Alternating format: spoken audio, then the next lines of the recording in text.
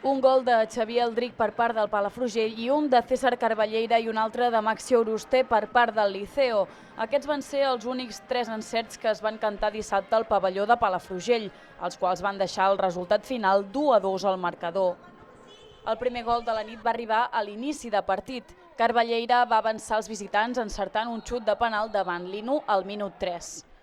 30 segons més tard, el Palafrugell va empatar el partit amb un gol fruit d'una jugada entre Sergi Canet, Miquel Abeal i Xavier Aldrich, que va marcar així el seu 11è gol de la temporada amb la samarreta blanquinegra. No va ser fins al minut 16 quan Oruste va tornar a avançar els visitants amb el que ha sigut el seu 13è gol de la temporada. Amb l'1-2 amb què es va marxar al descans va finalitzar el partit, tot i que a la segona meitat no hi van faltar ocasions de gol.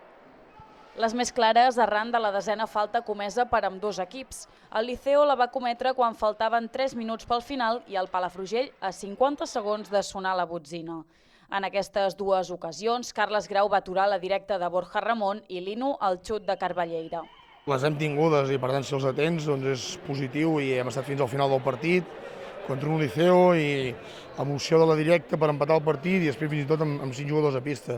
Qui ho havia de dir, no? Que el Palafrugell hauria de treure 5 jugadors amb el Liceo per intentar empatar el partit.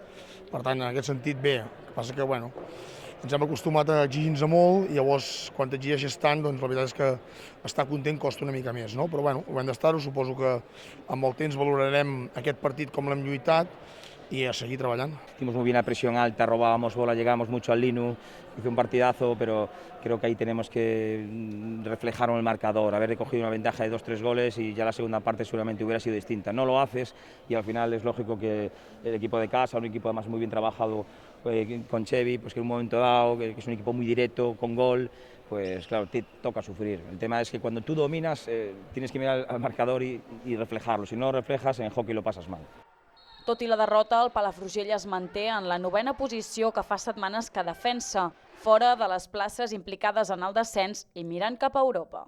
Nos vamos con buenas sensaciones, quedamos todo hasta el final, que es el ADN de Palafrugell, de este equipo, y nada, a seguir trabajando, que quedan un par de partidos más. Bueno, crec que el Palafrugell també té el seu mèrit, crec que està fent una molt bona temporada, té un gran entrenador i grans jugadors, i crec que ha sigut un partit molt disputat i els dos equips han tingut moltes ocasions i al final ha sigut molt disputat i molt maco pel públic.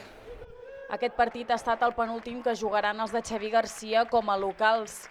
Havent recuperat l'enfrontament contra els de Juan Copa, ara els queda visitar el Caldes i afrontar les 3 últimes jornades de Lliga. Diumenge vinent visitaran el Lleida d'Albert Folguera.